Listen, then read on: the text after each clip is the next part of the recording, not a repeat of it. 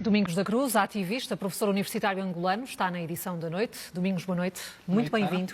E vale a pena lembrar que o Domingos chegou a ser condenado a 8 anos e 3 meses de prisão, juntamente com outros ativistas angolanos. Todos nos lembramos, entre eles, por exemplo, Luati Beirão.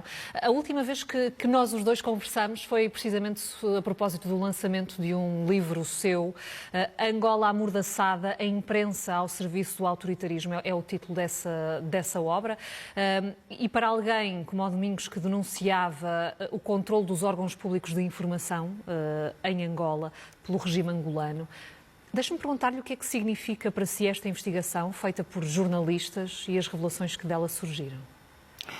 Olha, em síntese, esta investigação de alguma maneira expressa aquilo que é a lógica interna do capitalismo a nível internacional, pelo que existem pessoas tão corruptas cá no mundo ocidental quanto em África. Digo isto porque os angolanos, particularmente aqueles que sempre se bateram pela justiça social, eu e tantos outros, dizíamos claramente de facto que o país estava a saque. E este saque dependia também da cumplicidade dessa teia que se estende por vários continentes. Falo particularmente da América, da Europa, da Ásia, concretamente do Dubai, mas a comunidade internacional sempre ignorou. Mas, da minha parte, nunca tive qualquer sentimento de surpresa em relação ao comportamento da comunidade internacional, porque eu sempre tive consciência de que a lógica do agir ocidental é muito na perspectiva, digamos, binária, no sentido ético. Ou seja, para o Ocidente existem boas guerras, desde que estas guerras beneficiem o Ocidente, e a má guerra é quando ela não beneficia o Ocidente. E o mesmo acontece quando há corrupção, e o que nós fomos assistindo é um jogo de interesses, e penso que essas revelações não se enquadram propriamente naquilo que muitos estão a propalar, tanto em Angola quanto fora de Angola. A ideia de que há agora uma sensibilidade internacional, particularmente do mundo mediático, sobre o que se terá passado durante esses anos todos em Angola. Eu vejo isso como um reposicionamento estratégico. O que é que, no seu entender, mudou? Porque alguma coisa tem de ter mudado para que isto apareça agora e não noutros tempos. Olha, o que mudou é exatamente o poder de mão. Isso é visível. Portanto, tendo havido uma mudança do poder político, inevitavelmente faz com que aqueles que sempre tiveram pretensão de ter a mão sobre os dinheiros, as riquezas de Angola, vão se posicionando agora, porque há um novo parceiro que controla o poder político, e sendo certo que no contexto de Angola o poder político leva-nos também a ter oportunidades do ponto de vista económico, é preciso acercar o novo dono do poder.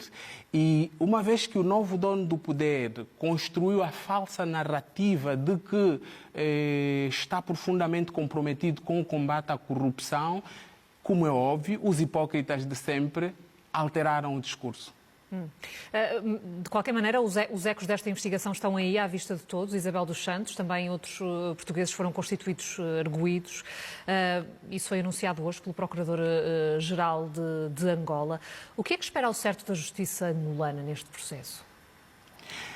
Olha, tal como há 2, 3 anos eu não acreditava na justiça angolana, esse ponto de vista prevalece. De facto, nem sequer podemos afirmar que Angola tem um sistema, digamos, de justiça nos moldes que se defende para um Estado democrático e de direito. O que pode haver, provavelmente, é a orientação do Presidente, sendo certo que ele faz disto uma espécie de cavalo de batalha, para que se possa seguir os caminhos necessários, porque eu não acredito que a Justiça esteja a agir de modo próprio. Acho que Mas sim, a Justiça angolana, no seu entender, não é independente? Não o foi e não nunca é ainda? Nunca foi, não é. E nós temos um problema seríssimo. A estrutura e a cultura política em Angola, tanto do ponto de vista da sua prática, quanto da arquitetura jurídica, particularmente a Constituição e as chamadas leis infraconstitucionais, não permitem a liberdade e a independência do sistema judicial. Inevitavelmente, aquela cultura política e a arquitetura jurídica viabilizará permanentemente a interferência do poder político no poder judicial, particularmente do Presidente da República. Mas esta investigação, de certa forma, colocou os olhos do mundo em Angola. Isso não pode fazer a diferença? Os olhos do mundo sempre estiveram em Angola e talvez a desgraça da Angola reside exatamente no facto dos olhos do mundo estarem permanentemente em Angola. Só que agora os olhos mudaram em função das circunstâncias, não é? E o que eu acho é que criou uma certa, digamos, ilusão, talvez internamente, de que estamos a caminhar para a aurora. Eu acho que temos de estar profundamente conscientes, críticos o suficientes para perceber que o regime é o mesmo. As mesmas pessoas que sempre estiveram ao lado de Eduardo dos Santos, desde o topo à base, continuam a ser exatamente o mesmo. É óbvio que os cristãos acreditam na conversão, na possibilidade das pessoas, do dia para a noite, saírem, abandonarem um mau comportamento para serem pessoas moralmente corretas. Eu particularmente não acredito. No seu entender, esta investigação acaba por atirar areia para os olhos de alguns, porque na realidade a mudança que Angola precisa não está a ser feita? Exatamente. Neste momento o país não está a fazer mudanças substanciais. Não há mudanças que viabilizariam a alteração da cultura política. Por exemplo, nós podíamos começar a discutir a possibilidade de alterar a Constituição. For mesmo chamada à Justiça, ela está constituída, arguída. De facto, neste momento o Procurador aguarda que ela se apresente à Justiça e, obviamente, há aqui a questão da presunção da inocência, que devemos garantir sempre. Mas se de facto ela entender ir até Angola, apresentar-se perante a Justiça e este caso seguir os seus trâmites normais na Justiça, não acha que ainda assim isso é uma mudança já bastante significativa? Não será possível o processo seguir os trâmites normais. O que eu acredito é que passará por uma solução, digamos, política, não é?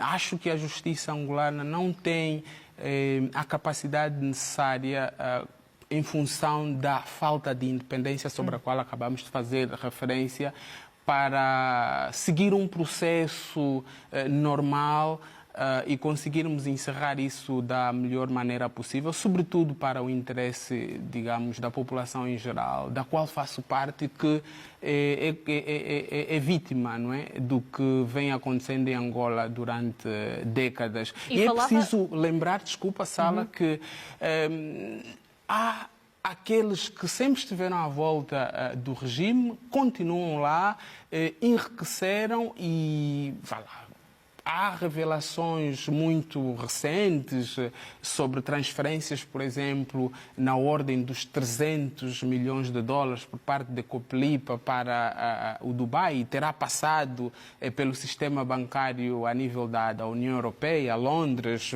Lisboa. Os Estados Unidos têm instituições privadas que têm relações muito próximas com a Isabel dos Santos. Eu ia perguntar-lhe precisamente sobre isso, porque há pouco já referiu esta espécie de cumplicidade que, no seu entender, existiu entre alguns governos ocidentais e o regime angolano. E em relação a Portugal, qual é que é a sua percepção? Olha, é muito simples percebermos a cumplicidade tanto do setor privado quanto das autoridades políticas desses países, porque a Isabel dos Santos, assim como outros que acumularam riqueza à custa do sofrimento dos angolanos, não transferiram o dinheiro mediante um túnel, não é? O dinheiro passou em circuitos oficiais normais e existem instituições reguladoras e supervisoras do sistema bancário internacional, tanto no contexto europeu quanto no plano interno desses países, e muitas vezes, mesmo que haja uma falha do ponto de vista interno, sei que ao nível nível ocidental, há partilha de informação entre esses países e, claro, o que terá acontecido é algo simples e que sempre aconteceu na história milenar do Ocidente. Fechemos os olhos desde que isto beneficia os nossos povos e os nossos países. Portanto, não estou surpreso de modo nenhum. Eu tenho plena consciência. E essa é a lógica que aplica também a Portugal e às autoridades portuguesas? É a lógica do mundo ocidental. É a lógica do mundo ocidental e assim continuará a ser. E este caso, eu diria que se há uma lição a tirar é que todos nós, enquanto africanos, devemos aprender a lidar com o mundo ocidental de forma muito cuidadosa. Domingos da Cruz, obrigada pela presença na edição da noite. Obrigado.